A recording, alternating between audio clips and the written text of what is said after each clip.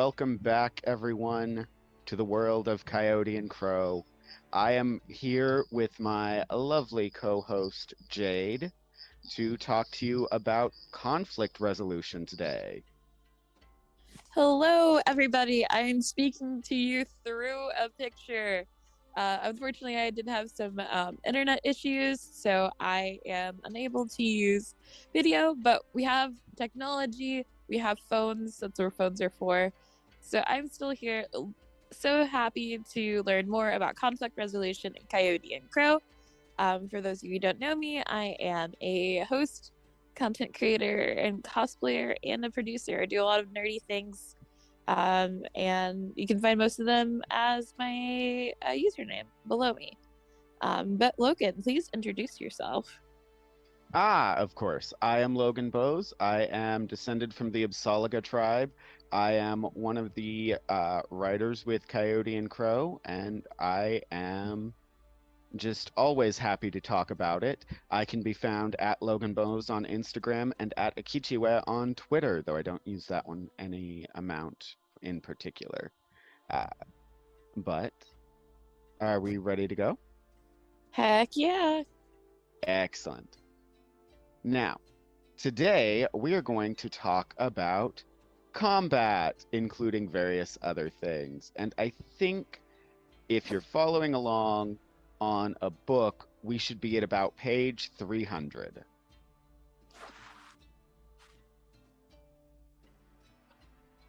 Now, when it comes to most role-playing games, combat is not necessarily the bread and butter, but it is a pretty hefty part of the experience. We all like to get in there and mix it up. We enjoy that feeling of power when we feel the dice in our hand and hear the click clacks hit the table, and we get to count up all the damage we do. And Coyote and Crow isn't a whole lot different, except combat just seems to come up more rarely here. It's definitely possible. It happens often enough. And really what it comes down to is in all the games I've run, most players find other ways around it. That's because the mechanics of combat, they don't go as quickly as with, say, D&D 5e. It's not a single roll to hit, or rather, it is a single roll, but it's not just one die.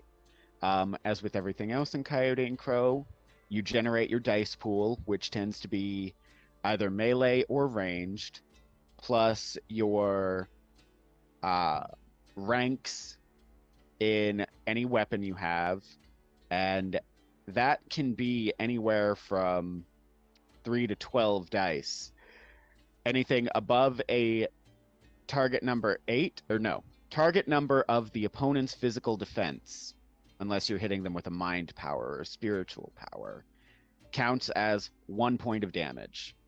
And with Coyote and Crow, you don't have the huge stack of hit points you tend to get with other systems. You've got, an average of like something 6, 7 body. So that's 6 or 7 successes, which isn't a whole lot. And there are other options you've got for taking damage, soaking damage, and dealing it. But combat can go pretty quick, and it ends with people dead pretty quick too. But even so, that's not the point. Any system will tell you that you have that combat's dangerous, but with Coyote and Crow, it focuses a lot more on the narrative, both in the aspect and in the descriptions. Because when you're fighting in Coyote and Crow, it comes down to usually you've exhausted all other options and there is no other way to get through what's happening. So you want to have that huge description, that narrative importance. It needs to feel important when you're swinging at something, because this isn't just happening so we can have a fight before the end of the day. No, this is happening because narratively speaking, it needs to happen. Um, there's so many options to get around combat, and in my experience, most of the groups who play Coyote and Crow either take those other options, they try to talk, or they tactics beforehand to the point that that combat is a foregone conclusion.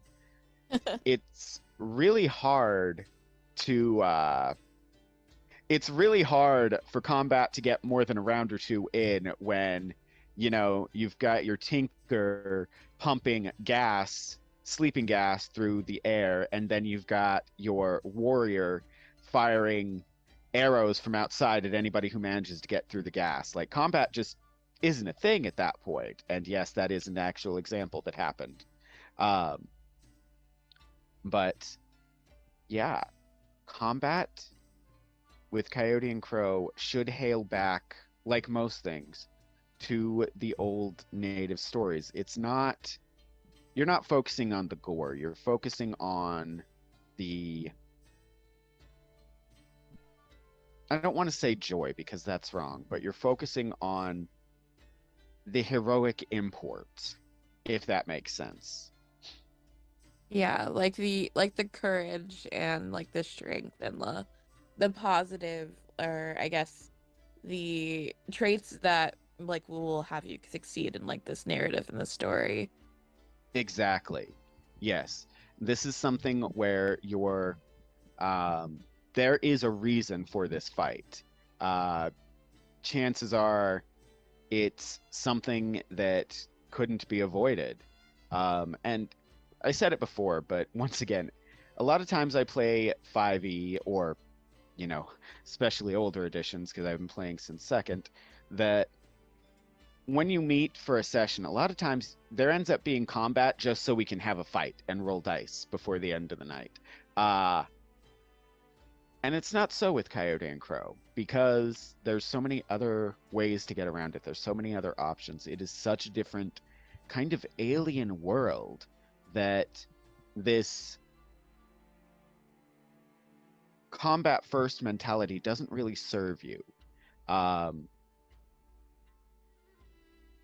and it is taboo in Cahokia to kill someone, even for the Suyata. They can usually get away with it a little more, and it is so easy to go beyond unconscious to dead because, well, actually, let's go into the mechanics a little bit. Because as we've learned when we went through and made characters, we've got 3 life bars in this system. We've got our body, mind, and soul. And they are, between 1 and 12 typically. Um, and as I said a few minutes ago, every success above your physical defense, mental defense, or spiritual defense is one more of those that you're missing. And if you've got, say, 7 body and you get hit for 9 points of damage, you're already unconscious. But if that 9 points of damage comes at someone who has, say, a 3 body, you're dead. Because if you go to the negative of your body, your mind, or your soul, you die. Now, death in Coyote and Crow can happen very quickly, but it is recommended within the book that it be consented to between player, group, and DM, that the dice shouldn't dictate the story unless that's what people want. Something should happen to save that character from death. When I run Coyote and Crow, when I run combat, I do tend to, or I have tended to, avoid killing off my players, even if it's just miscounting damage. So that 9, only 7, and you're at -2, and hopefully your group comes and picks you up, because death is a big event. Yeah. It's too big to be decided by the dice in a lot of cases. Um, Yes, Baba Yaga, there are worse things than death, but um, it's moreover, if a character dies, that story is over. And everything that you were building with that character, everything everyone else was building with that character, it's over because of a faulty roll of the dice. And yes, that's, true to life. Not everybody gets to finish their character arc, but this is a role-playing game. It is a fantasy. There's nothing wrong with being a little realistic, especially if it makes for a more exciting story. Um, Desba died in heroic struggle with um, people from the Tiswak Alliance. That can be a good ending if the player thinks that's a good ending, but Desba died to an arrow in the back from a bandit on the road. That's really boring. Yeah, definitely put the agency in terms of like the game and the storyteller and the player's hands for those. Because, like you said, and like this episode's about, there is combat, but that's like, a very, very tiny portion of like this overall overarching just role play experience. So, Hmm. And we like, as players, we like combat. Combat's fun, it's enjoyable. We like having that conflict, but I think this system offers so many options to get around it and encourages you to use them. Whether it's uh, just role playing a really good conversation and then the fight doesn't happen, or you use a diplomacy type role to talk down the people who want to fight, or you again tactics to the point that the fight is foregone. That is so much more fun to me personally. Again, there's no accounting for there's no accounting for personal taste when it comes to it. But like Jade, how do you feel about combat? for me, I enjoy it for the fact of um being able to use like what I build in my character. So I remember that when we were, doing the character creation, you could choose like the different like special abilities that you get with your path. But yeah, I think that's my major part. So like even when it comes to combat, instead of being like, oh yeah, I cast like so and so, the best part, the best feeling of swords is like to like role play the experience. So just like I conjure a ball of fire, uh, whispering ancient words and try to lob it as far as I can at the opponent, and then we'll see what happens mechanically, how well that goes. But to role play the actions of the individual, that's one of the coolest parts of combat for me. Absolutely. One of my favorite memories is when we end up in combat. I like using Desba as an example because he's one of the pre-made characters, and a lot of people have played as Desba at this point. He's got an ability called Warrior's Fire, and when you say, okay, I use Warrior's Fire, I hit them for 3 damage. It's kind of boring. Um, it's leaving out a lot of the flavor. Uh, it's a bit different if you say Desba is Adonadi Mark's glow, and the aura of a charging bull envelops him as he swings his war club at his opponent. But his opponent is also doing something cool. His opponent is moving out of the way like a snake, and what should have been a massive crunching sound turns into a glancing blow. That is so much more exciting. It's poetic, it's beautiful. Exactly. And it also adds a chance to characterize. When you're fighting, when you're having combat, not everybody is going to attack the same. We are long past the days of Baldur's Gates where we've got one attack animation of huh, huh, huh, huh. Like, no. Uh, we can have, just because two characters are using the same weapon doesn't mean they're going to use it the same way.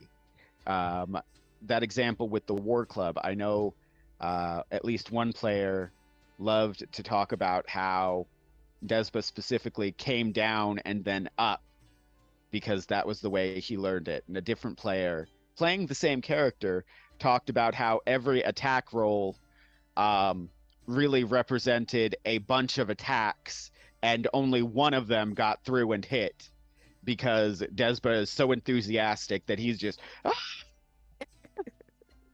almost like a child in the middle of combat. And that's, again, we have the same character, but you've added your own spin, you've added your own characterization. And I think when you don't do that, and again, sometimes it's a little different because sometimes, exactly, it's much better to have meaningful combat and much more exciting to have narrative combat, talking about the athleticism and the importance of this fight, as opposed to rolled, did damage, I get to keep my Twizzlers. It's a bit boring, but so that's kind of the philosophy behind combat in Coyote and Crow, that there's other options, and if it comes up, it should matter. But because it matters so much, death should only be agreed upon between player and storyteller and kind of the group at large. Now, there's lots of ways to avoid dying for player characters.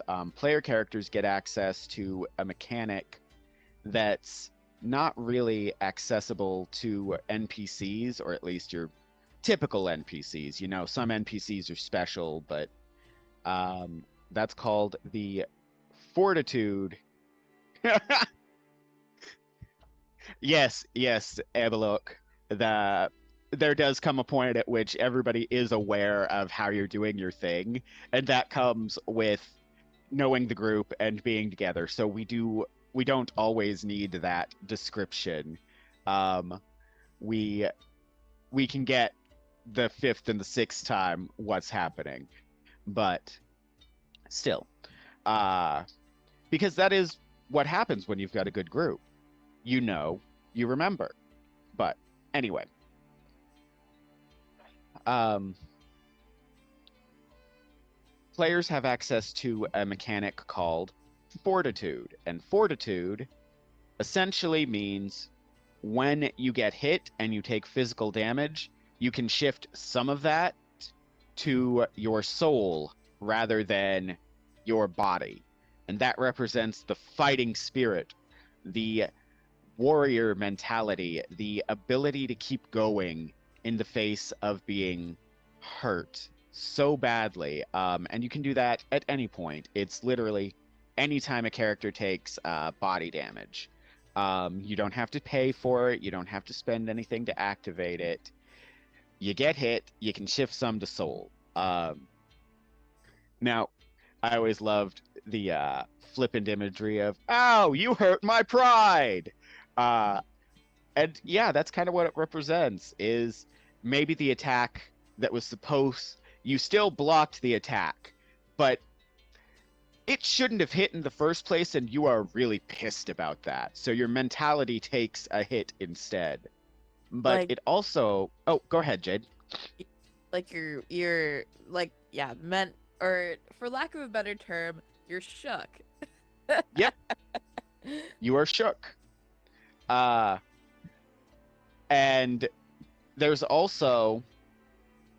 It can also represent that last... If you've got 2 out of 9 body and you're hurt, it can also represent that desire to stay on your feet, that human willpower that gets you through anything and everything until you are just absolutely exhausted.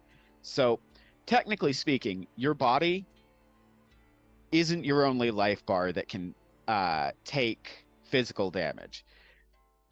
Because it is such a deadly system, you have the option to use soul as a secondary body pool and life bar. Um, Now, something else that players have access to is called focus. And focus is exactly what it sounds like. It sounds like a player's desire to get this task done. This matters. This is the critical moment. Um, and what happens with focus is when you have rolled your dice, this isn't just in combat, but it can be done in combat. Um, you've rolled your dice, you've got a difficulty of, let's call it 8. And you've got a 7, an 8, and 3 2s. Now, you've got a success, but this is important. With one success, you can crack into the system, but maybe you don't find a whole lot. With one success, let's say they've got 3 body left, and you don't want them coming through you to get to your friends. What you can do is spend a point of mind to bump 1 die up 1 number. So you can spend, on this example, 2 points of mind, and now you have 3 successes where before you had 1. And that can mean the difference of success, failure, or life and death. The one thing you can't do is adjust a fail.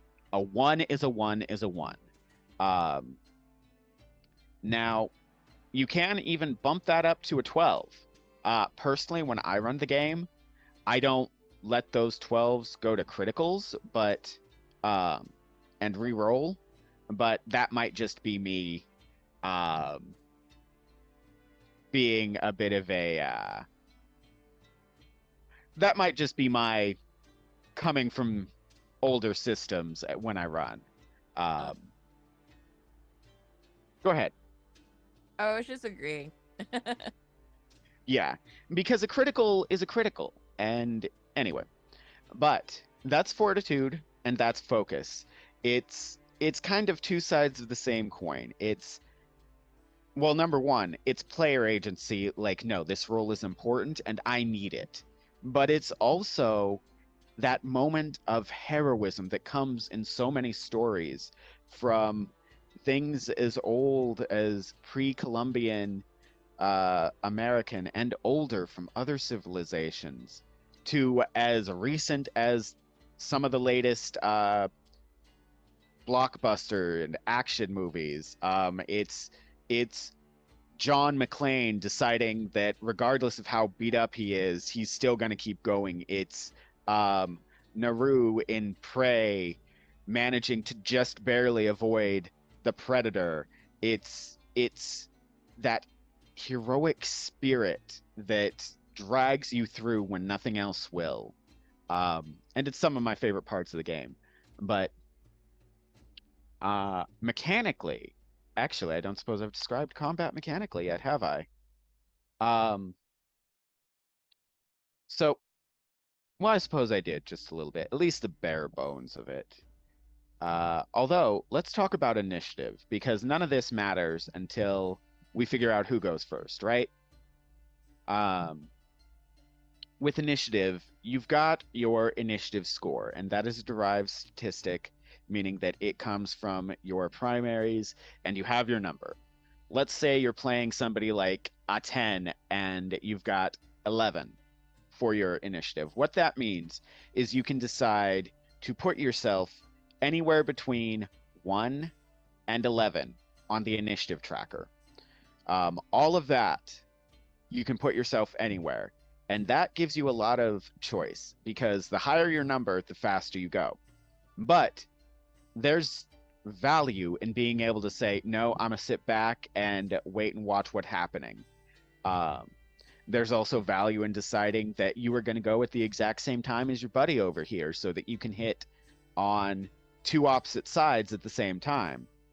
And there's any number in the tracker has a tactical advantage. And I've had player characters decide, no, I'm gonna go first. And then the next round they're asking, actually, can I is it a is it a primary or a secondary to switch my initiative in order? And it's like, uh-huh, see, you stuck your nose in first and it got bapped. Um, because the other danger is if you're, say, a really skinny, fast-moving person and the big, bulky warrior is way back here, well, maybe you don't want to end up in between all their big, bulky warriors without backup. That's just not going to go well. 3-on-1's only fun if everyone agrees to it. It's just a whole thing. Um, but that is initiative, such as it is. And then, actually, Jade, do you have any questions? No, at the moment. I'm just really the initiative tracker is something I don't know. It's unique. It's very, very unique. At least for like systems that I've played before. So, um, yeah. Sorry, I'm just soaking up information. Oh, absolutely. Fortunately for you, I'm something of a windbag. I can go on and on. Anyway, and the book recommends that because it's typically 1 to 12, you put your D12 on your number because the actual mechanic of initiative is that you do get to find out when the enemy goes, but only after everyone in the party has declared their initiative. You make up an initiative tracker, which is just you write down your name, your number, when you go. The story guide takes it all down, and then when everybody's declared, that's when the story guide flips it over and shows you the tactical situation of, well, actually, your opponent's going first. So, or you find out that they've waited until the end to see what you're all going to do, and now they're just going to run the fuck away because not dealing with that. And it's I like that because again, it plays into the narrative nature of Coyote and Crow. It plays into the idea that the bad guys aren't just, by and large, um, most most bad guys are other people. They're NPCs. They have reasons for doing what they do. Um, they're not just goblins in the forest coming for your Twizzlers.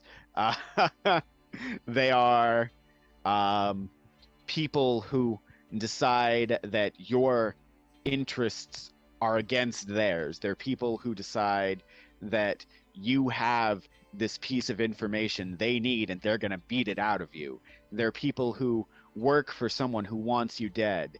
And when you can have that level of motivation with your baddies, it makes it a lot more personal. And not only does it make it more personal, it makes it more meaningful because by and large, people or supernatural threats, because we do have those in Coyote and Crow, they're not just going to keep attacking until they're dead. They're going to decide that they're hurt and they don't want to play anymore, or they're going to decide that, um, their buddies are down, they're the last one, and they're going to book it because they're not getting paid enough, or what have you. And uh, it really is just a helpful motivational factor. And I think that really is a thing that makes Coyote and Crow combat so much different than other systems and scenarios.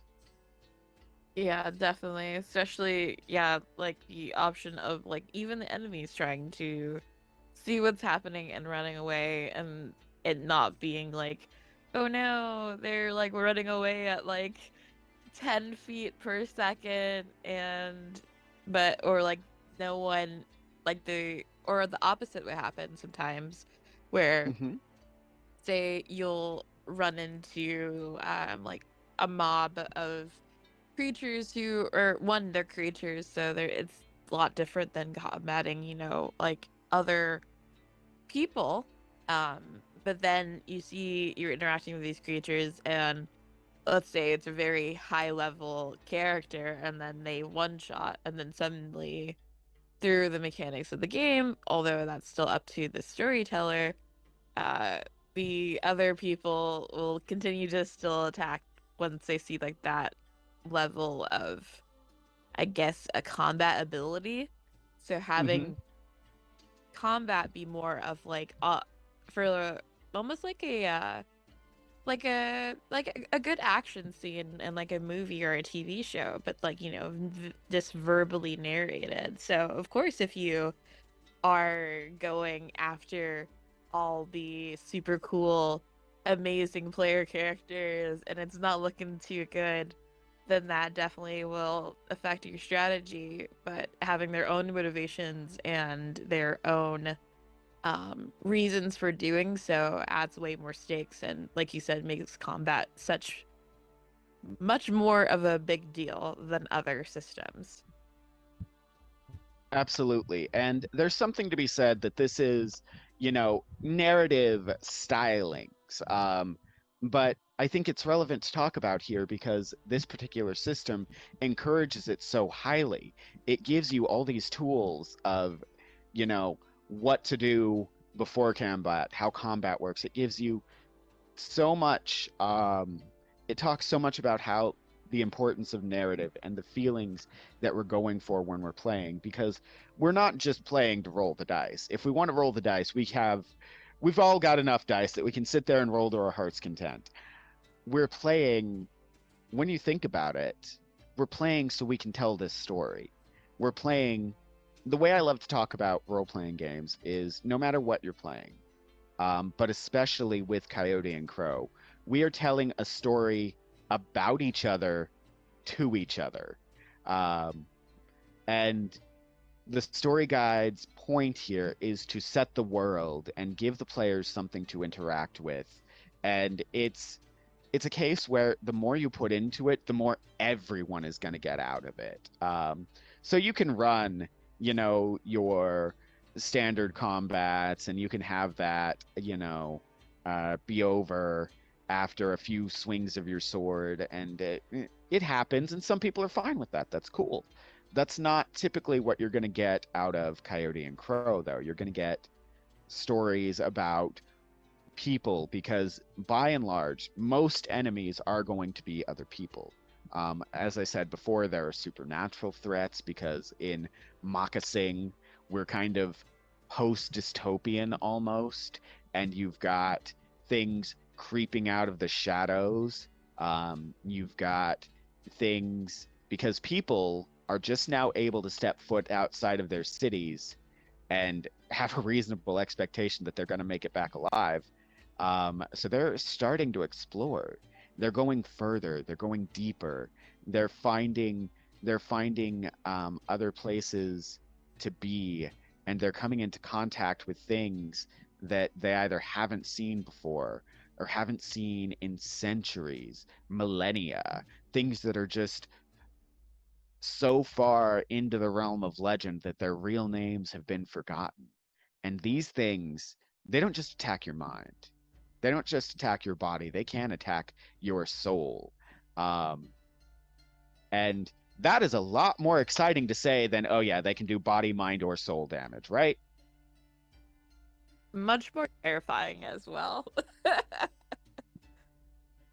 And that's something else that I really enjoy about this system is that, well, number one, um, you can see native um, monsters in the mainstream media more and more, but they're not the best representations. Like some of the things that you see most popularly on television, some of the things that have penetrated the cultural zeitgeist are things whose names you're not even supposed to say out loud. They're things who you're not supposed to talk about, you're not supposed to depict. Um, and I actually recently got asked by a very well meaning couple um, well, how would you depict those? And I told them, well, number one, I wouldn't, but it's your game and I can't stop you from what you're going to do. So if you absolutely feel that you have to have these things, um, change them just a little bit and keep them almost entirely in shadow, because not only at that point are you not depicting them, you're not saying their name. Um, that's a lot scarier because there is nothing that kind of makes something more real, that makes something more um, tangible and less horrifying than giving it a name, especially a name people recognize. As soon as you say, oh, it's a vampire, it's a werewolf, people have been exposed to those so much they kind of go, oh, whatevs. Um, cool, I'm gonna get the steaks, the garlic, and the silver bullets, and my rubber bouncy ball. Uh, it's boring.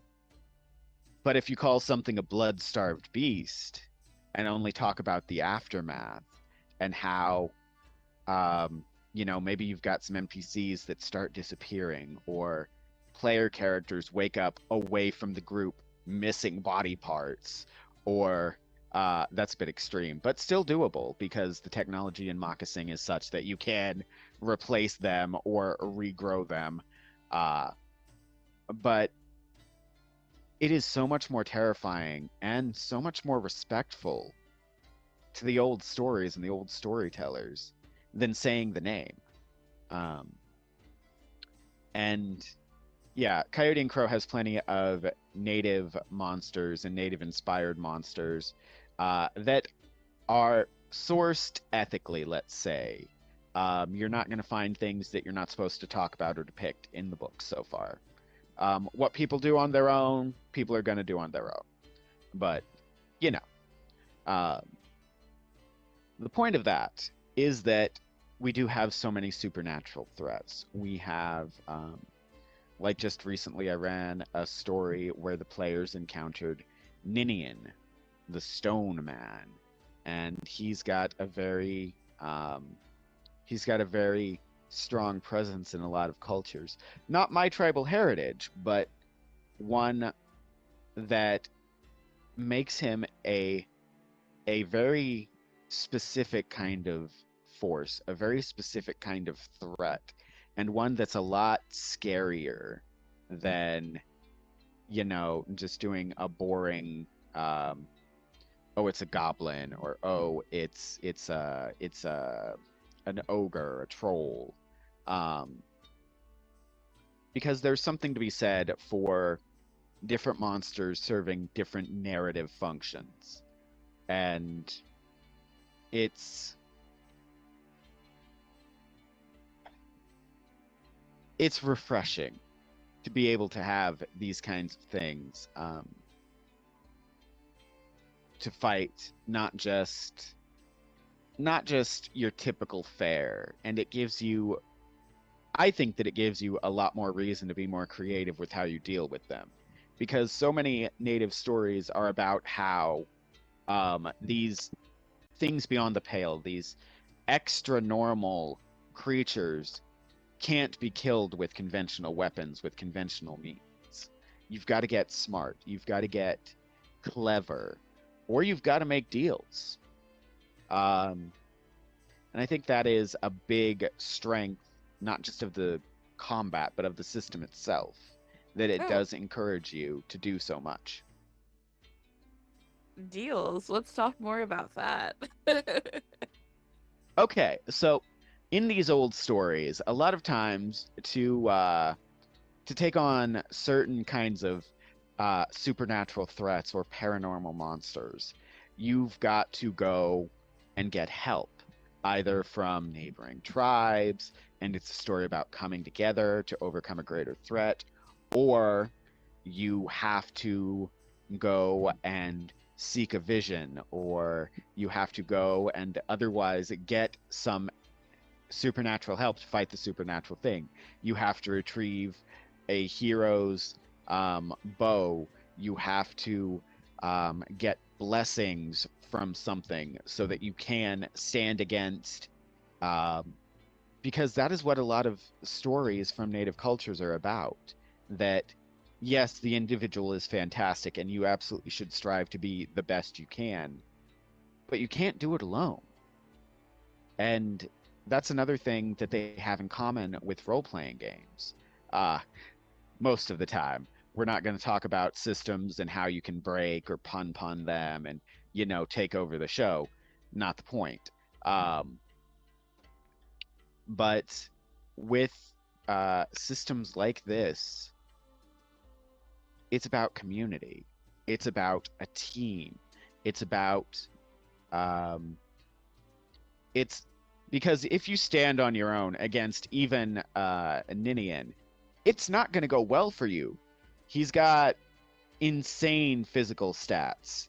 Um, and he technically can be killed by conventional means. It's not going to matter much because he's got all kinds of supernatural abilities that let him teleport, that let him do a lot of things. Taking him toe to toe is a bad idea. So you need help, be it your party or seeking guidance from an elder or seeking a blessing from another supernatural source. You can't do it on your own. You have to be part of a community.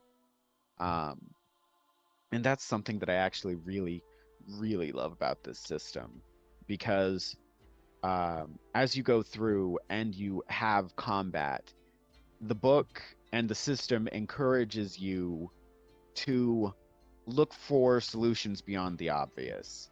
It encourages you to look for solutions beyond um, just hacking at your opponent until they're dead. It encourages you to be creative and tell a good story because isn't that what we're trying to do here? 1000%. Anyway, there is that. And then when it comes to okay, so something else I want to talk about because it kind of goes along with this. It's not specifically about combat, but it does relate pretty heavily um, to the system itself. It's the way experience is handled in Coyote and Crow. You don't go up in levels, you go up in ranks. And what that is when you create your character, you make a short-term goal and a long-term goal. Now, when you complete a short-term goal, you get to go up a rank in a skill. You can take your athletics up from 5 to 6, or you can get a bit better with that war club, or you can work on piloting. It represents the work you've been doing to learn more.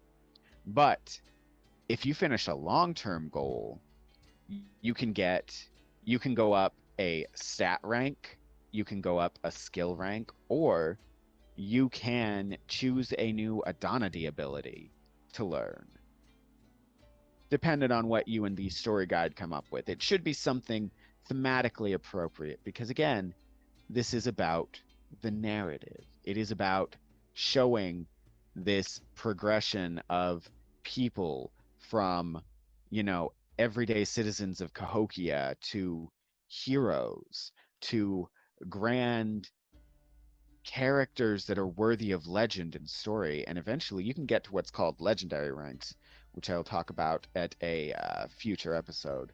Um, Yes, but, definitely that oh, because go that's ahead. I said yes, definitely bookmarking that because that sounds badass.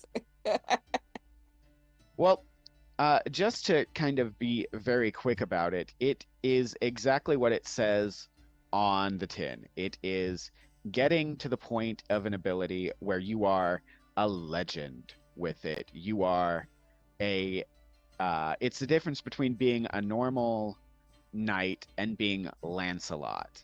Uh, Now,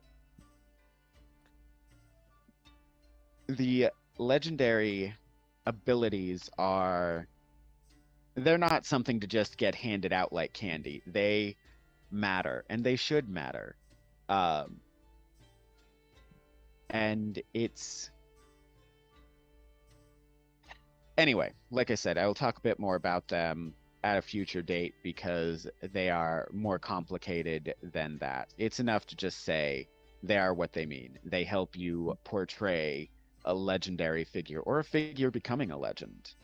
Um, because Moccasin was almost exactly like our world until about the 1400s.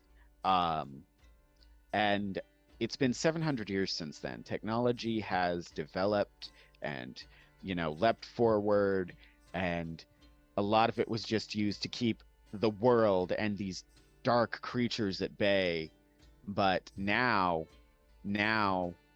we're stuck at a point where we don't have to just survive. We can thrive. We are we're at a point where we can take all this technology and we can use it to just better our enjoyment, our quality of life, rather than just our, going through and day to day. Um, we can actually live, which sounds fun, right? Uh, One day I hope to actually live, but that's neither here nor there. Um, but yeah, because and the technology level is something else that plays into um, the combat system because you still have traditional bows. You also have traditional slings and other things because gunpowder was never a thing in Cahokia. Um, so instead, you also have things that have been enhanced. Like you've also still got your war clubs and your old knives, but you also have Anicha blades, which are monomolecular and separate between atoms. You've got bows that are empowered with magnets, the same for slingshots. You've got things that turn an arrow into a high-speed death rail. And it's exciting. And the amount of dice that you can add with some of these higher level weapons, like if memory serves, an Anicha knife is like a +4, where a normal war club is +3, and that's just your standard. So you're looking at that point, even a 1 on your dice pool jumps up to a 5. You are talking an insane increase in lethality with weapons and technology, and it's just really something to see. Uh, and yeah, any questions? Both from Jade and the audience at large. I am dual tasking and checking chat as well on my phone. Maybe I'm flying too close to the sun with this one. Yep. That's the saying. Flying too close to the sun means you get lots of bright and shiny views. Yes, definitely. Lots of bright and shiny, icy double of everything. Okay, yeah, that was a bad idea. But questions from I don't see any questions from chat just yet, but definitely pop them in anytime. It doesn't have to be extremely right now. Anytime at the stream. Um, but questions on my end, I honestly let's see. Yeah, because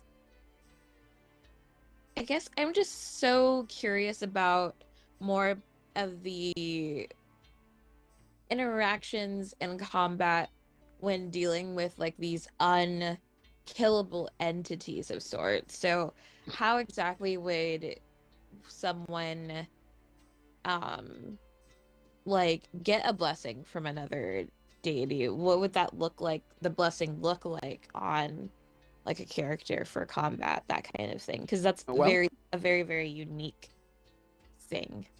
so in that case, what it would look like is a combat against, say, Ninian, the Stone Man, would progress, and you would spend several terms swinging and trying to attack, with him just demolishing your group. And at a certain point, hopefully, um, hopefully, you find a reason to retreat. Even in Coyote and Crow, especially with me, like if you've just spent the last 5 rounds, you haven't done a single thing to this, and y'all are just not getting that Ninian is not to be fought like this. Um, that's the time I might start killing people because stupid should hurt. Uh, but let's say, and even then I would make it worth it. I would make either I don't think I would resurrect player characters, but I would introduce um well, at that point, after they've retreated, let's say this particular group was stubborn and 2 player characters died.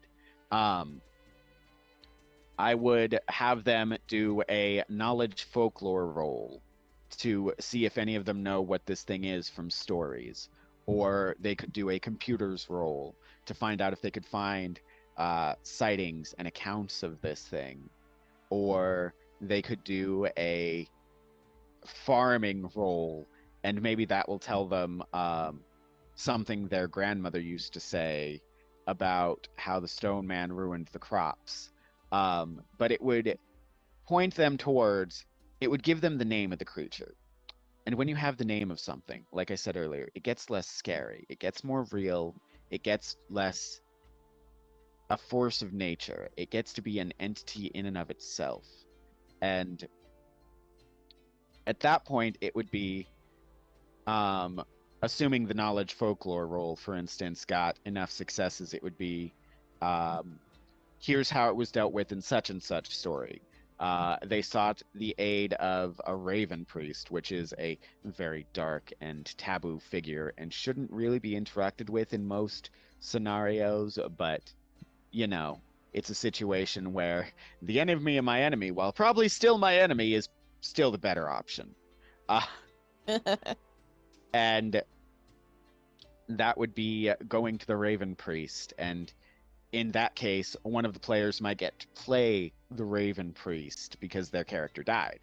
Or the Raven Priest summons these things from beyond the black.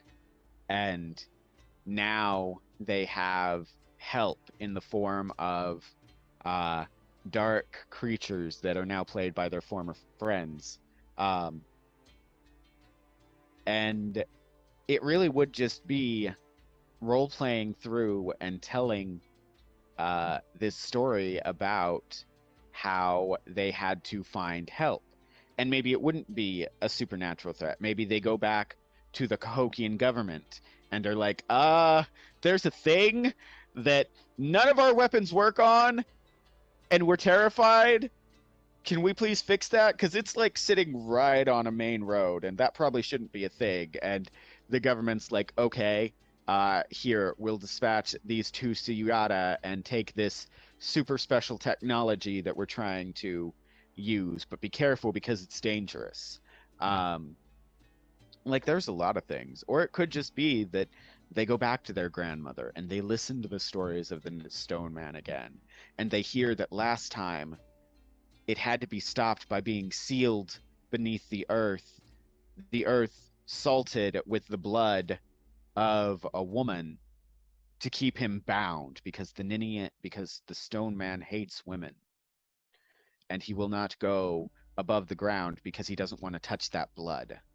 Um, which is a very poor, somewhat bastardization of the actual. That's me telling it, not like from the book, of the Stone Man lore. And because that's something about native monsters. They aren't just boogity-boos in the shadows. Like, they're that too, but most of them teach a lesson. They tell a story. They, there's a very well-known one, which falls under the category of things you're not supposed to talk about. And I kind of hate this one, just because of how often it gets used. But beyond that, even when it does, people say, oh, well, the story involved it's trying to teach people not to be cannibals, and all I can do is cock my head like, I'm sorry, but that's some racist Like, you think that the people involved were savages to the point that cannibalism needed to be a thing that they had to be taught not to do? Anyway, that's neither here nor there.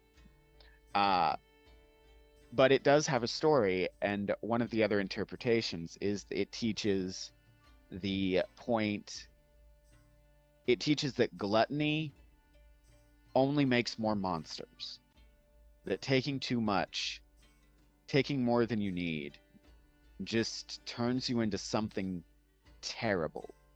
Um, and the Stone Man has all these stories about being very violent towards women and how he's a monster because of that. And he's made of rock. And he kind of teaches not to be too hard.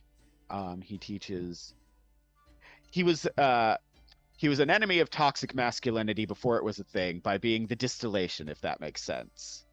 Um, and you can have so many of these stories, and like, especially in that context, you don't want to tell the story about how the embodiment of toxic masculinity got beat down, because we can't just beat it down. At the very least, that's like adding more toxic masculinity, right? Yeah. No bueno. You want to tell the story about how it was subverted, about how it was overcome with different methods. And Coyote and Crow also encourages that sometimes you're going to have to run from combat. There are some enemies you can't beat, no matter what you do. And obviously, these particular enemies don't have stats. I'm not going to talk about them for anyone who hasn't read the book or looked into it, because I want you to find that on your own, preferably through an enjoyable game with a good story guide. But but yeah, combat is a good idea and it's fun, but it's not always the answer. And there are times that if you try to make it the answer when it shouldn't be, it's gonna hurt. Um, and yeah. Now, um, when it comes to just so let's say you're in the middle of combat and you decide you want to do something um fancy. You don't just want to swing, you don't want to use an ability, you don't want to do any of that. You want to um jump in the air and throw a bunch of knives at your opponent and land in a very cool stance. Now, at that point, that's when you enter negotiations, essentially, with the storyteller, because that's a lot of actions. But let's say you manage to make it fit within the structure of combat, because within combat, you only get 2 actions, 3 if you count the reaction. You get a primary action, a secondary action, and a reaction. Now, a primary action is a skill check. It's there's multiple things you can do with both of these, but with the primary action, that's the one you use for an attack. That's the one you use to basically that's the one you use to activate an ability or perform a secondary action. It also takes a primary action to change your initiative or delay what you were going to do, because again, changing your mind is kind of expensive. And secondary actions are basically everything else. That's where you move, you defend, you take cover, you dodge, you make your reaction rolls, you reload, or you pull out a new weapon, you check a computer screen.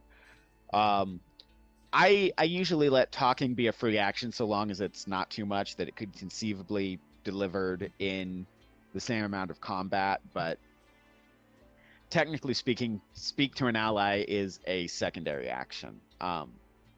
But let's say move action, secondary action to move, which in this case is a jump, and a primary action to make a skill check, which is, in this case, it would be an athletics check. So you jump, you make your athletics, and then I think next round I would have you roll your super cool knife tricks, and then another athletics to land without hurting yourself. Uh, and that's kind of how getting fancy works. Although I suppose something else I should talk about is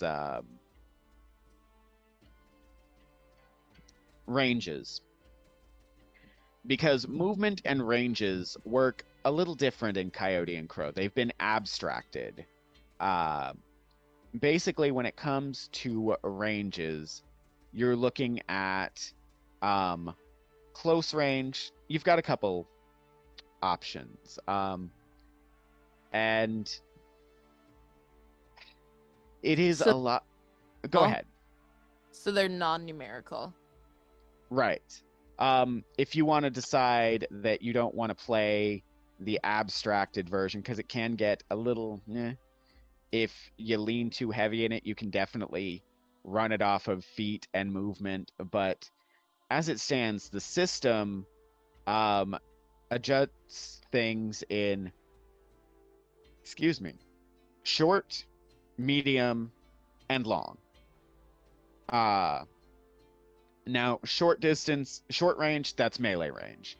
That's the range where you can like reach out and touch someone. Medium range is anything that takes 2 move actions to get to. Long range takes 4 move actions to get to. Now, again, there is some interplay here because, again, how far is long range? Well, it's 4 move actions away. How much is a move action? 4 of them make up a long range. It is that because without getting the numbers in, at that point, you have to make a judgment call. You have to decide whether or not you're going to, decide. At that point, it's up to the story guide to decide how long it is roughly, because characters are going to have questions about the numbers, the feet, and everything. But what it comes down to is that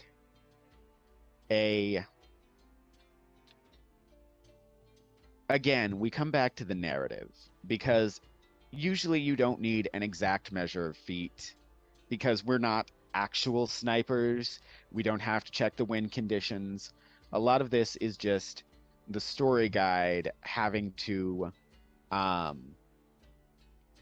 make some calls. How far away are they? Well, he's using a bow and arrow, so he's probably long range. Well, how long is that? It'll take you about 4 move actions to get there. Does that make sense? Yeah. And like I said, short range tends to be pretty close. It's where you can getting punched. Or it's anything within a single move action. If you can move to hit them, that's still considered short range. Medium range is beyond that. It takes 2 move actions to get there. And at that point, you're from medium to short. And personally, at that point, I just let you take a swing if you're a melee character. And long range is anything that's, pretty far away. And that's 4 move actions, like I said. And that kind of covers range and movement in Coyote and Crow. Now, if you want to talk a little more about some of those things I mentioned earlier, like if you wanted to use your secondary action to defend, what that means is you pick one opponent that you are going to defend against. You know, this big beefy guy is coming up against me, and I do not like the look of that axe. He's already got blood in it. I don't want to add mine. Dear God, this suit is too nice. You say secondary action to defend. And what that means is you make a roll off of your melee or your unarmed. And that means you start taking successes away from the attacker. So if you roll your defend action, you take three successes away from him when he's coming up against you. That means he has 3 less successes to hit you. And obviously, if he has none left, he doesn't do any damage, which most people like. And actually, no, that's wrong. It's not skill rank. It's a matter of skill ranks. It's not a roll. You add your melee weapon skill or your unarmed skill to your physical defense, making you harder to hit against one attacker. Now, with taking cover, because you can't really defend against ranged attacks, most people aren't going to sit here and like be able to shoot bullets out of the air. I suppose a really nice action-oriented story guide might decide you can use your melee weapon to, swing around or pretend you're a samurai and cut bullets in half, but I'm not going to do that. So against ranged attacks, you can take cover. Now, with taking cover, if you've got, that just means you use a move action and you hit the deck, or you jump behind a door, or hide behind a pile of dead bards. And it gives you either full or partial cover. With full, you get a +4 to your physical defense. With partial, you only get a +2 to your physical defense. And you can still attack depending on the cover. And if a story guide wants to get real fiddly, they might give you some penalties, but there's nothing strictly covered in the rules by that. And then dodge is when you don't really have anything around you to hit the deck, and you just want to try and like get the fuck out of the way. And then what that means is you pick a range. Like, I pick long range, and then anything coming at you from long range gets you add your acrobatics rank to your physical defense. So you basically choose to up your armor class, because that's what all of these do. They up your physical defense, which is roughly analogous to an armor class. And yeah, that is how you handle a defense in Coyote and Crow. Any questions? Not about the cover per se, but I definitely want to get into more of the, I guess, the powers that you get through your paths and how those are. The Adonity. Yes, the Adonity. But I do think that we're going to take a short break real quick. And then when we come back, we can definitely dive deep into that, because that was pretty interesting as a person coming in. So definitely want to. Absolutely.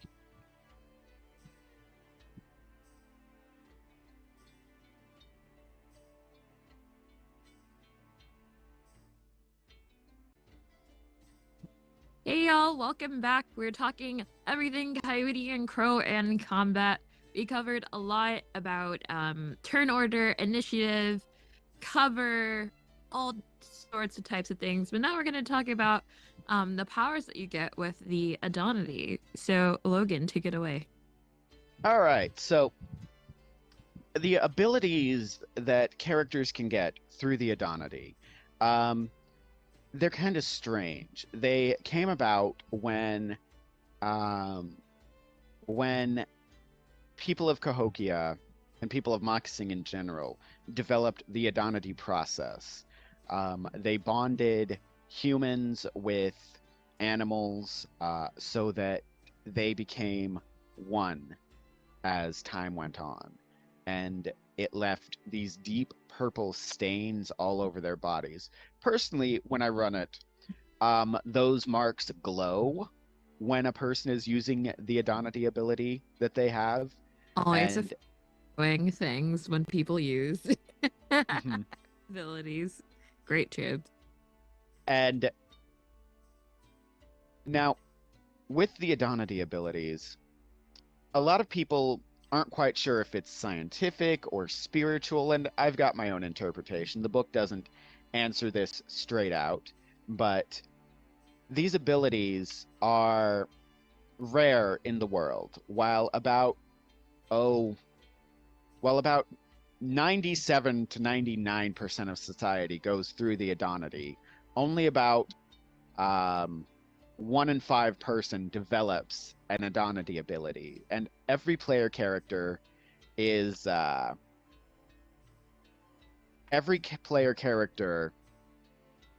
assumed to have one. Theoretically, you could make a player character without, and you know, go through, but by the book, they've all got one, and you've got plenty of different options. You've got combat, you've got utility, you've got things that give you buffs, things that give your enemies debuffs, you've got things that attack their very mind, you've got things that healing, you've got things that protect, and you've got things that give you access to whole other dimensions. Now, were there any abilities that you were particularly excited about, Jade?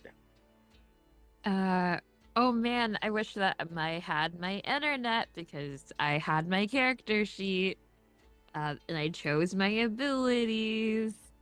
I think one of them had to do with the deer.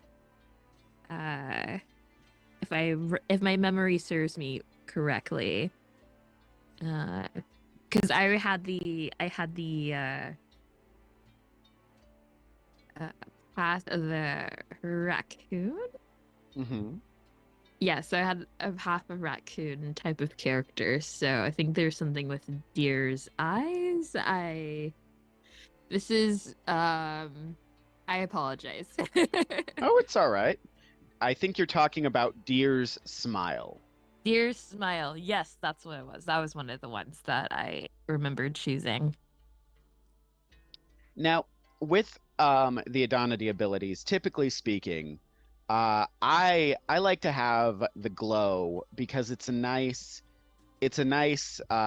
visual shorthand when a character is doing something strange, especially if you've got an enemy who's staring you down and he stepped away from physical combat and they're just got this sinister smile and their body starts to glow.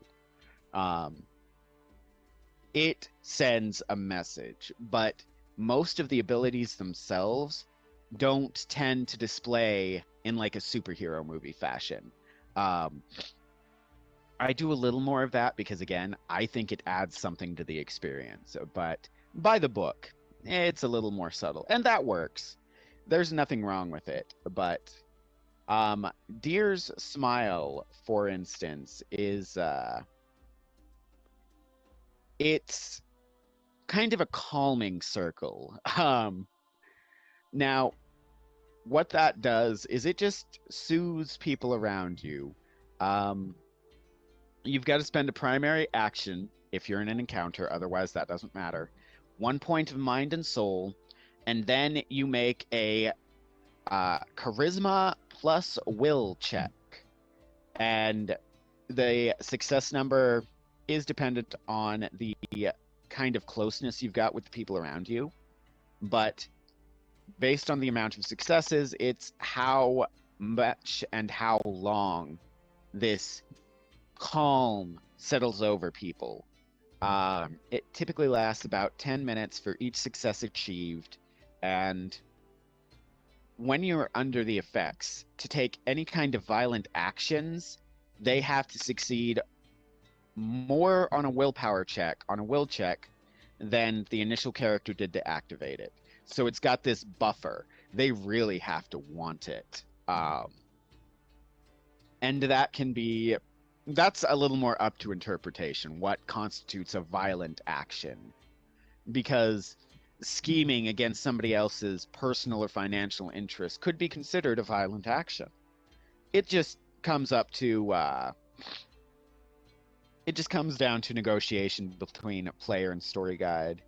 And there's also some other mechanical effects like coercion, charm, deception. On those who have been pacified by Deer's smile, they're reduced by 2. Now, that's under the heading of charisma abilities, which also has Mountain's Inspiration and Coyote's Gaze. And Mountain Inspiration is it's kind of it's your bardic inspiration, basically. It is your character cheering on his friend and saying, "You're the best, you got this!"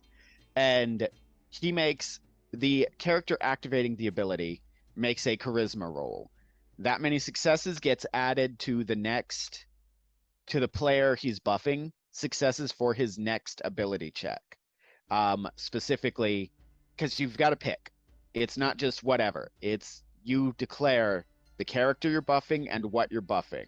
Like, if you're trying to you're trying to tell Desba that he is so good with that war club, you're going to tell him, you swing your arm like a tornado, your club can shatter mountains, and then next time he gets to add that many successes to his club, which is already really damaging.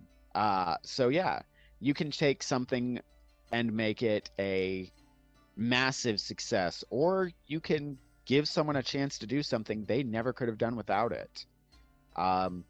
If you've got a character who is just utterly clumsy and they've got to walk across this narrow plank across a river, Mountain's Inspiration is a good thing to have. You can do it. You're light on your feet. You're a ballerina. Oh dear God, I hope I get at least one success. And that's not adding dice, that's adding automatic successes. And one success is typically enough to do a thing. Unless otherwise said by the story guide. So, yeah, you can take something from being an absolute failure to succeeding something they had no right to succeed. But the other ability is Coyote's Gaze, and this one's a little different. This one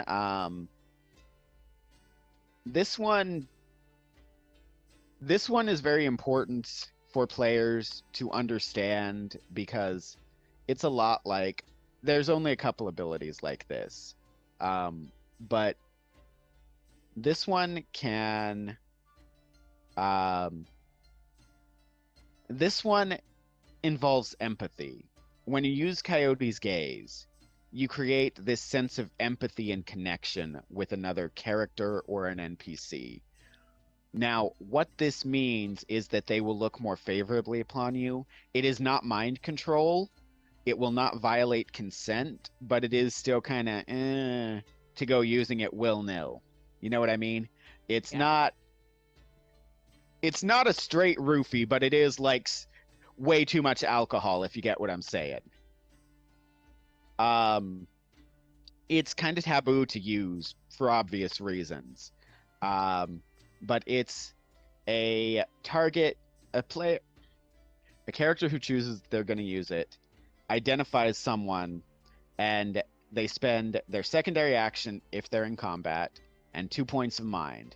The target has to perform a check of its will, and adds any successes to the mental defense.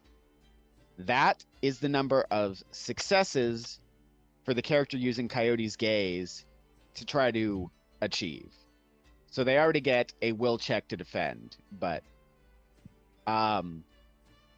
after that, the amount of successes made depends on what happens. If you botch this roll, if you fail critically, no successes, and you get or you get more ones than successes, they know what you tried to do and they get pissed.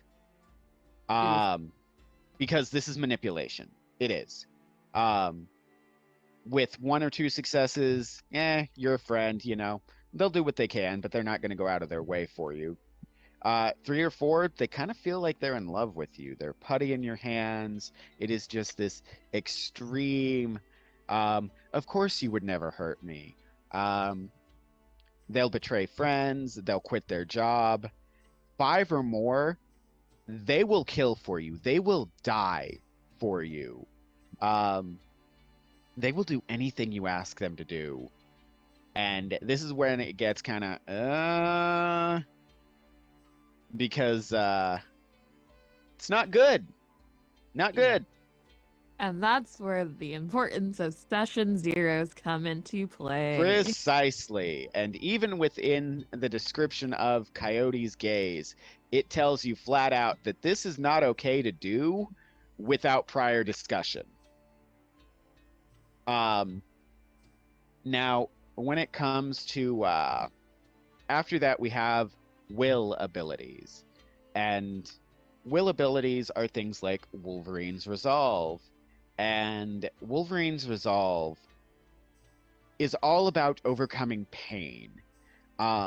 It can only be used during an encounter, and it takes a secondary action and a point of mind, after which you make a dice check using your spirit and endurance, and the number of successes you get is added to soul that you regain. So, like, if you used fortitude earlier to take your soul down instead of getting hit with a body shot, this is what you use to refill it quickly. And it's not automatic, but it does represent your character tapping into the Adonity and their connection to the Wolverine to summon that resolve and that desire to overcome. Now, it's not magic again. Yeah. But you've got a max here. You can't regain anything more than the amount you just spent minus 1. If you spent 5 soul on fortitude earlier, you can only get 4 back in this encounter. And then afterwards, you take a hit to your spirit by 1 until the next time you can recuperate. And yes, this can knock you unconscious if you drop to 0 because you only had 1 spirit. But again, unconscious is better than dead. Then we've got kind of a weird one, because we've got Spirit's Covenant, and this one doesn't have the same kind of system. Spirit's Covenant is kind of what it says. You've got this deal with a spirit. Maybe it's not intentional, but you're lucky or you're unlucky. It's not really determined. This is one of those things that you don't get all the answers, but the ability is always active. It's always applied to roles involving the character. You can't deactivate it. You can't turn it off. And anytime you roll, you can ignore the first 1. So you can take 1 out of any dice pool you have. Oh. And anytime something is directed specifically at you, any 2s count as a fail. So if somebody is coming in to attack and they get 2s, that's a fail. And it's a matter of... It just makes you... Like, this is considered really, really special. It is... you don't have to do anything special to take it, but it is something that that can change your luck immediately. And it's something that society at large looks at and kind of shies away from because it's not understood. Um, and people can get ousted out of clans, society, family for this because this is a very American saying, but there is the saying that the devil looks after his own. Not all luck is good luck. And it's also, there's always the element of jealousy, like, why can't I get that lucky? Anyway, so yeah, not a great power societally, but great mechanically. Although a good story guide is going to make you feel the pain on that one. Yeah.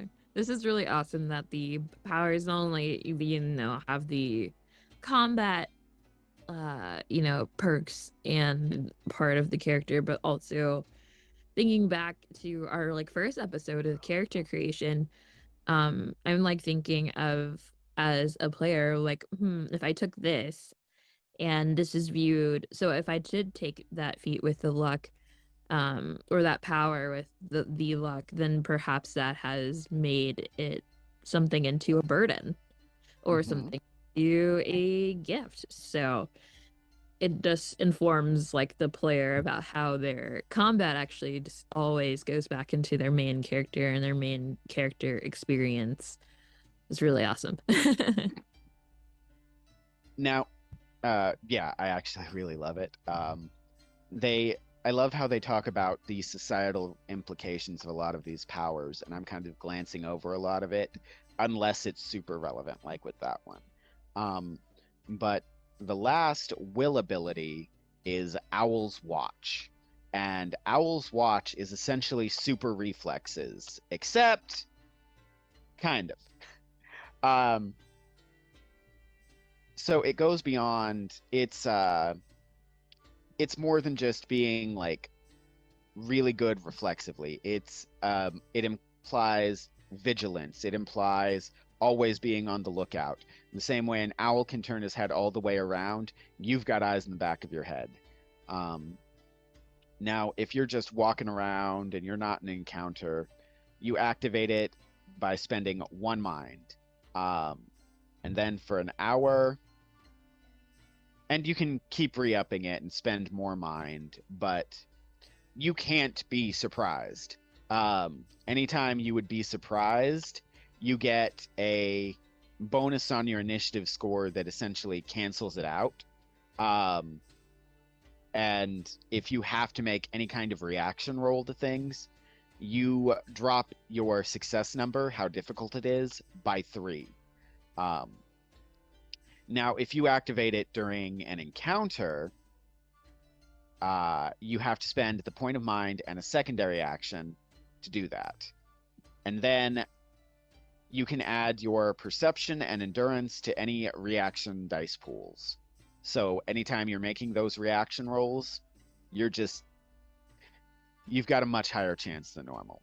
But this has a cost, because anytime you've got this ability active, you can't spend focus. You are at the utter mercy of the dice. And there's a lot of them, but each of those dice have ones on them. So they just kind of, you've got a chance for success and failure, basically.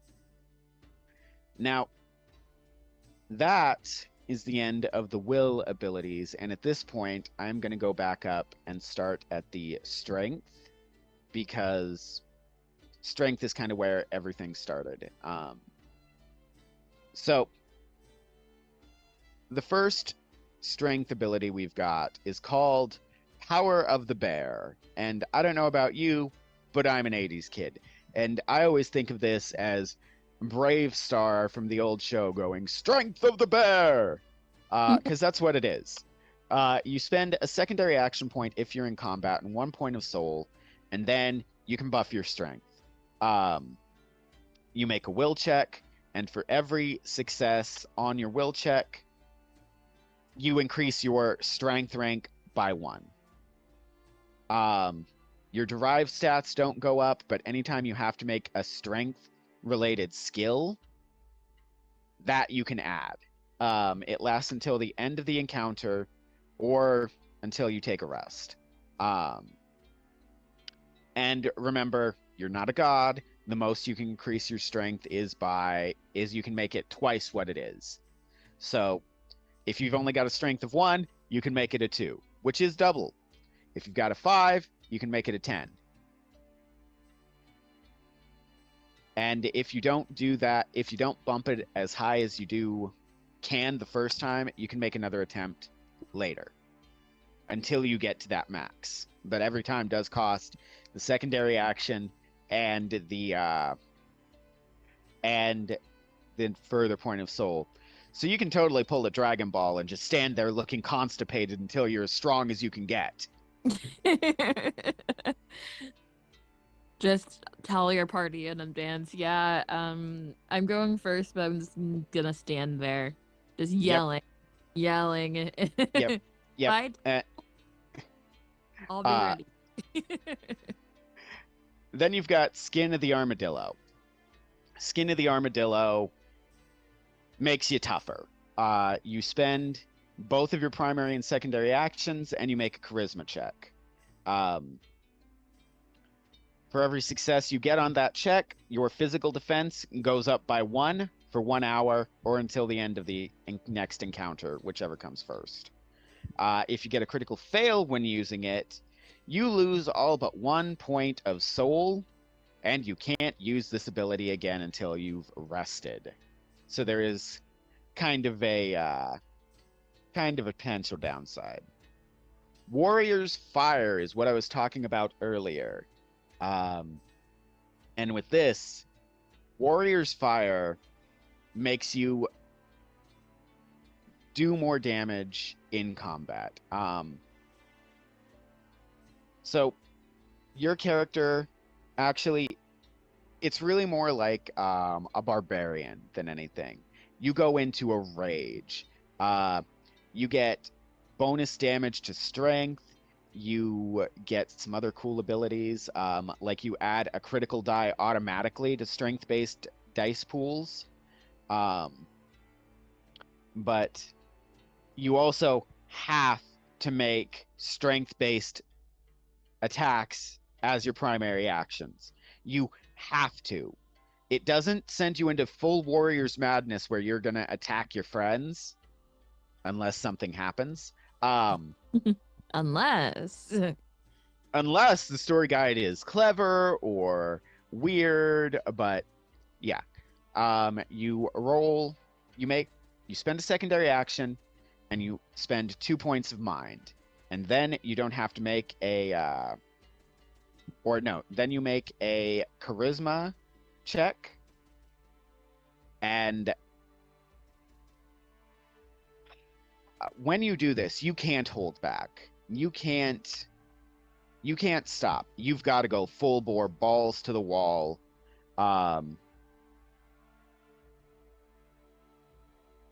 And yeah, until the combat is over and you end it.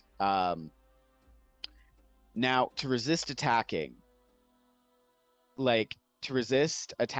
and this is what I meant by not full warrior's madness, because you can resist it, but you do still want to attack. You make a will check as your secondary action, and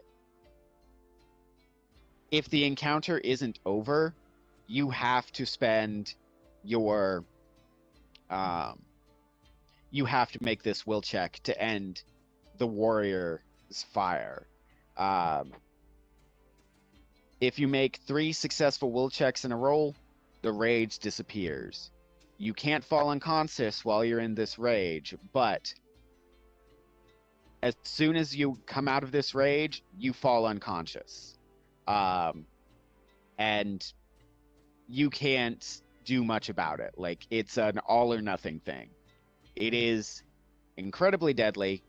It's also incredibly dangerous.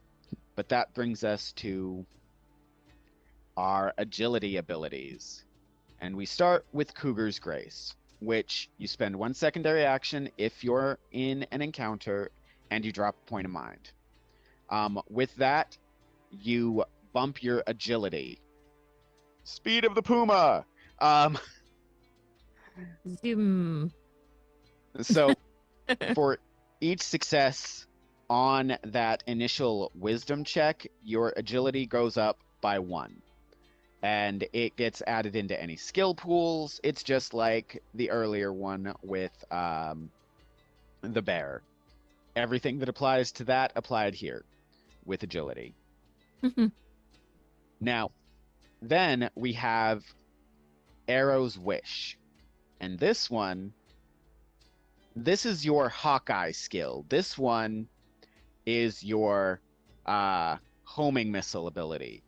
You spend a secondary action, a point of mind and soul each, and then after that, the next ranged attack,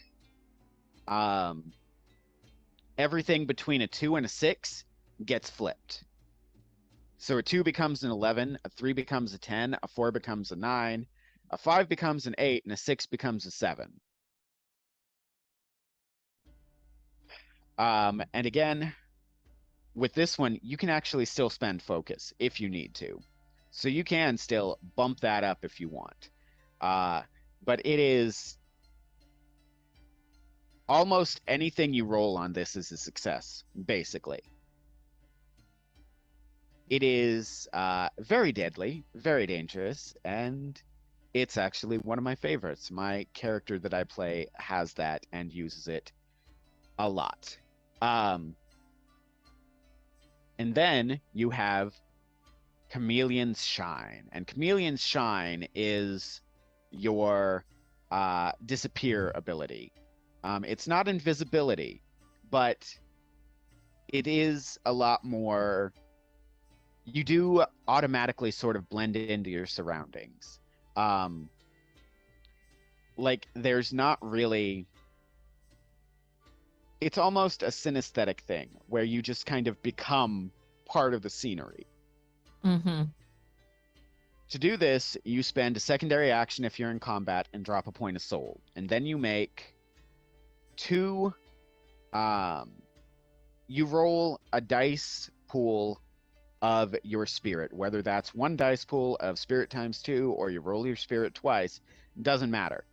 But every success on this helps you become more difficult to see. Anyone who wants to see you has to make their alertness check equal to the number of successes you got on this roll, plus your ranks in stealth. So we're looking at upwards of 9 or 10 for most characters that build this to handle this. Now, if you want to keep track of somebody who has gone like this, it takes your full secondary action. You can see them, but they immediately like skitter out of view again. You have to actually pay actions to keep them in sight. And moreover, if someone sees you and then tries to hit you, those successes you made, they get added to your physical defense. So it actually makes you harder to hit. And if you do this outside of combat, it lasts per hour. If you do it inside of combat, it ends at the end of combat. And again, it lasts an hour, and you can spend soul to keep re-upping it to your heart's content, or at least until you run out of soul. But that brings us to endurance abilities. And with our endurance abilities, we've got Gecko's Heart. And Gecko's Heart is basically like Strength of the Bear and Cougar's Grace. With this, you can you do it either in or out of combat. In combat, you spend a secondary action and drop a point of soul. Outside, you just drop a point of soul. So the way this one works is a little bit different. So if you're doing this in an encounter, your spirit ranks are added to your endurance ranks until the end of the encounter. And this one does affect your other related derived statistics. So physical defense, body, any skill off of endurance. And anytime you have to use fortitude, it covers 2 points of body. So you get kind of a 2-for-1 deal there. But when it's over, your spirit goes down to 1, at least until you've rested. No,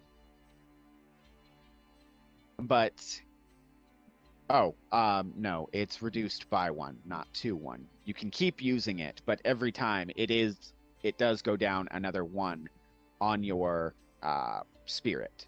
So you can keep doing it, but every time, most people don't have a particularly high spirit, even though, once again, there are no dump stats in Coyote and Crow. But that brings us to River's Flow. And this one is kind of like the Zen of the Adonity. This one, you alter the way your body behaves. You can change how your heart rate pumps. You can make your organs run more efficiently. You can make your muscles act more like the way you want them. Mechanically, what that looks like is you can add 1 die to any roll involving physical or mental stats for the round. It doesn't change the stat, but you do get that extra die. And also, you can alter your physiology. You can immediately fall asleep. You can slow your blood or speed it up. You can cancel a bleeding effect with this. Like this, that's how much control over your body you have. You can basically cause your breath to calm. Basically, if you want to do something very strange, this is how you would do it. And again, all of these abilities can look kind of however the story guide and the player want. So if you were, say, trying to reduce your heat signature, and you use this ability, that might look like eating some berries to cool your blood. Not like I just watched Prey or anything. But like I said, when I do it, I've got my own way that I handle it, but it is totally up to the individual story guides and their players how these look. Most of them do look subtle, but you know. But that brings us to Winter's Rest. And Winter's Rest is kind of the Snow White ability. When you activate Winter's Rest, you fall into a death-like slumber. You could be mistaken for dead. Physical damage doesn't wake you, but in 4 hours, you come back. And 4 hours, you are not aware of anything that's happening, but you do get the benefits of a long rest as opposed to sleeping for 8. When you wake up, you've got to make a check based on will and spirit. And with each of these, you get additional points back in body, mind, or soul as you need them. And if you get critical successes, you can recover from effects. You can regenerate lost stat points. This is basically a healing sleep. Is there ever a point where you can get like above what your normal stats would be? So like above your character creator stats? So, is there a way to raise stats permanently? Is that the question? Yes, but also like I guess in the analogy would be like maybe like a temporary HP or something similar. So, yes. The last endurance ability,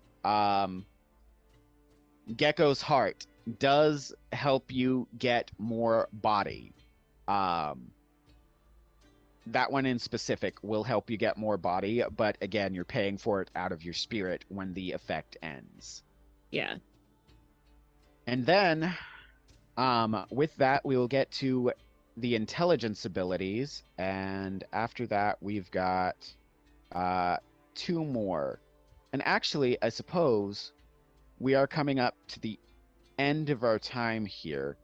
Do we want to finish talking about these now or open next time talking about the Adonity? Because I don't think we've talked a whole lot about the Adonity so far.